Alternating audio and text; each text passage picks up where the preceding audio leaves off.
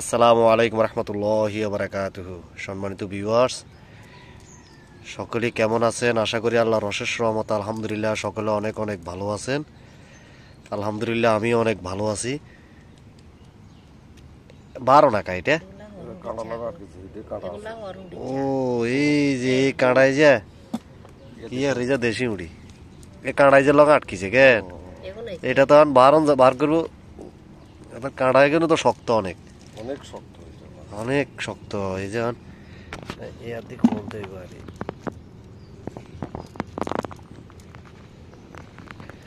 ও রে, অবশেষে তুললাম আলহামদুলিল্লাহ। এই যে একবারে সাদা, একবারে এই সাইডে তুন ওই সাইড দেওয়া যায়। মাছগুলো একবারে সাদা। তো এটা এই মাছের নাম কি? হ্যাঁ, সেন্দা মাছ না? কি সেন্দা? এটা হলো দেশি সেন্দা। নোয়াখালী ভাষা এটার আমরা সেন্দা মাছ কই। আর আপনারও গ্রামের ভাষা এটারে কি মাছ বলো অবশ্যই কমেন্ট করে জানাবেন। এই দেখেন, দেখতে আল্লাহর সৃষ্টি কত সুন্দর আলহামদুলিল্লাহ।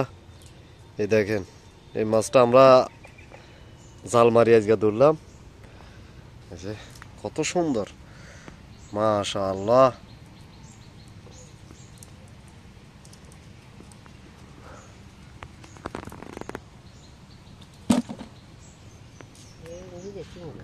হ্যাঁ, এই দেশি উড়ি এইদিকে দেখছে, এই গেটেরও দেশি উড়ি কত বড় বড়। এই যে দেশি উড়ি মাছ।